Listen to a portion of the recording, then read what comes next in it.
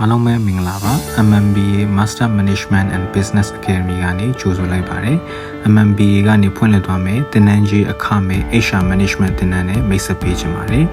လူစွမ်းအရင်းမြစ်စီမံခန့်ခွဲမှု Certificate သင်တန်းကိုပုံမှန်သင်တန်းကြီး2သိန်းတန်ကြီးရှိတဲ့သင်တန်းကိုဝင်ကြီး 15000 ကျပ်သွင်းရုံဖြင့်တက်ရောက်နိုင်ပြီပဲဖြစ်ပါတယ်အခု HR သင်တန်းကိုဘယ်သူတွေတက်ရောက်တင်လဲဆိုရင် HR Management ပညာရပ်ကိုစိတ်ပါဝင်စားတဲ့သူတွေမိမိရဲ့လုပ်ငန်းကိုပုံမှုအဆင့်မြင့်တင်လုပ်ကိုင်လိုတဲ့သူတွေ HR Management ဖြင့်လုပ်ငန်းလုပ်ကိုင်ဆောင်ရွက်နေတဲ့သူတွေ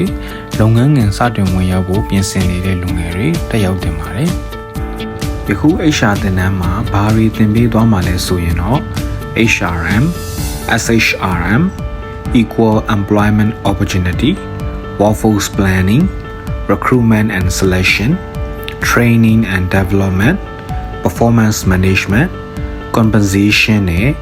Employee Relations နဲ့ပတ်သက်တဲ့အကြောင်းအရာတွေကိုလေ့လာရမှာပဲဖြစ်ပါတယ်။သင်တန်းကာလကတော့2လဖြစ်ပြီးတော့သင်တန်းကြီးကတော့အခမဲ့ဖြစ်ပါတယ်။ဝင်ကြီး 15000 ကျပ်သွင်းရုံဖြင့်တက်ရောက်သင်ကြားနိုင်မှာပဲဖြစ်ပါတယ်။သင်ကြားသွားပြမယ့်နည်းလမ်းတွေကတော့သင်ခန်းစာတွေကို record video များဖြင့်လေ့လာရမှာဖြစ်ပြီးတော့သင်တန်းကာလ2လအတွင်းမှာဆရာနဲ့ Zoom ဖြင့်2ကြိမ်တိုက်ရိုက်တွေ့ဆုံရမှာပဲဖြစ်ပါတယ်။ယခုပညာရဏသင်တန်းကိုလူဦးရေအကန့်အသတ်ဖြင့်သင်ကြားပေးသွားမှာဖြစ်တဲ့အတွက်ကြောင့်သင်တန်းတက်ဖို့စိတ်ဝင်စားရတယ်ဆိုလို့ရှိရင်အမြန်ဆုံးစာရင်းပေးသွင်းထားမှာစိတ်ချရမှာပဲဖြစ်ပါတယ်။